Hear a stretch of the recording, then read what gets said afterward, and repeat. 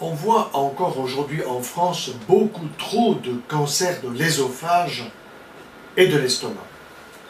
L'œsophage va donc depuis le pharynx jusqu'à l'estomac et nous voyons actuellement 5000 nouveaux cas par an que l'on pourrait éviter parce qu'on connaît parfaitement les causes.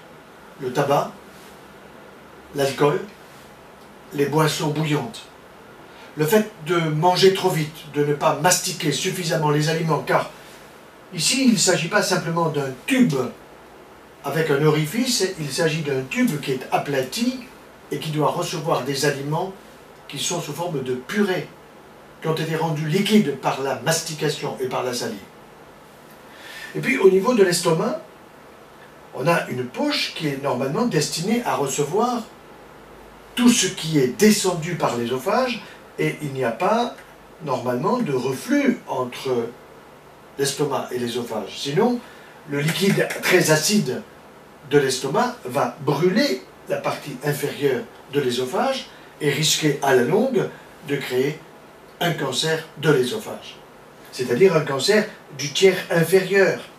Parce qu'il y a le tiers moyen et il y a le tiers supérieur. On divise donc l'œsophage en 3 parties. De la même façon, au niveau de l'estomac, nous avons toute la poche, avec ici la zone près du pylore, avec ici ce qu'on appelle le fundus, et puis l'antre gastrique. Les tumeurs de l'estomac sont liées souvent à de l'inflammation, laquelle inflammation est liée à de mauvaises habitudes alimentaires associées au tabagisme, associées à l'alcool, associées enfin au stress, parce que l'estomac se vide mal. Et quand on est stressé, le pylore qui est ici se contracte, et ce qui est à l'intérieur de l'estomac, au lieu de prendre le circuit digestif, risque de stagner, de remonter, d'enflammer, et à la longue, de créer un ulcère, et de l'ulcère, un cancer. Tout cela est évitable. Ce sont des mesures d'hygiène alimentaire extrêmement simples, mais aussi un peu de philosophie. Il faut être plus cool, plus zen et moins stressé.